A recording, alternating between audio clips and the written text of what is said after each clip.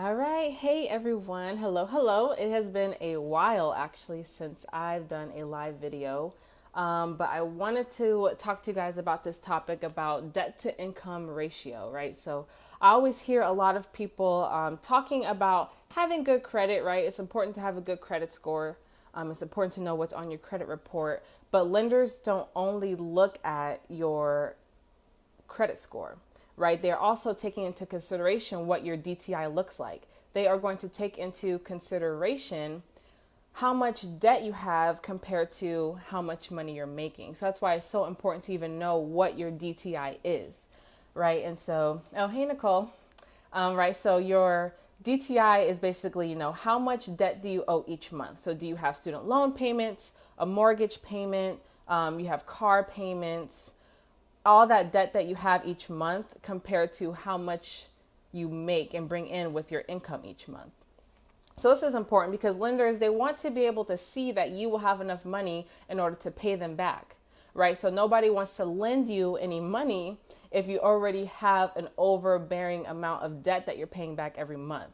So a lot of lenders are going to they want you to be around, 38% or below.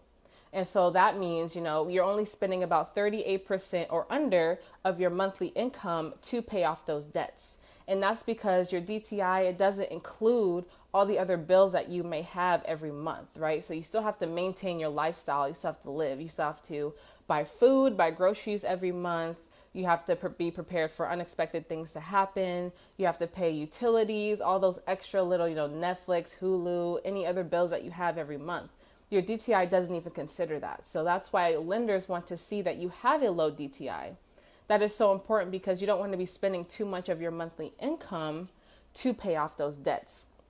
And this really goes back to what I'm always preaching to you guys about assets and liabilities, right? You don't want to have too many loans taken out for liabilities that are not bringing in any income, but they are going to raise that debt to income ratio, right? So you have high car payments, high house payments, you have high credit card bills, but you only have one, maybe two sources of income, right? There's no way to balance that out. So if you are considering going to go buy a car, going to, buy a house, you really have to look at, what are my monthly payments going to be and how much income am I bringing in every month?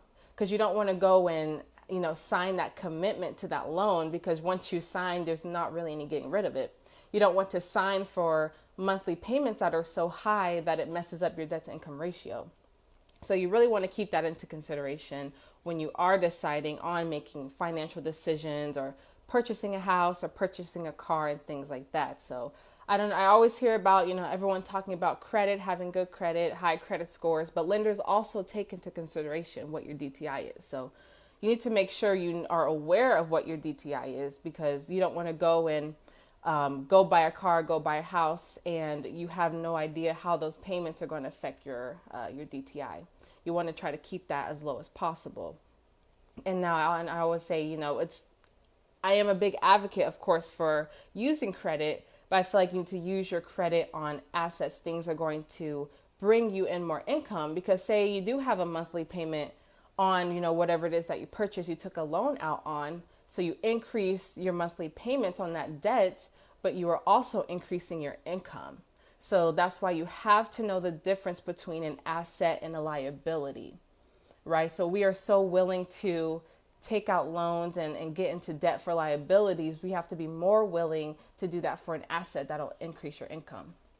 So Joe, oh, no problem. I just figured everyone, should know this. Everyone should be aware and to make sure that you are knowing and maintaining your debt to income ratio because that is so, so important, right? You don't want to overload yourself because emergencies happen, life happens. You cannot stop life from happening.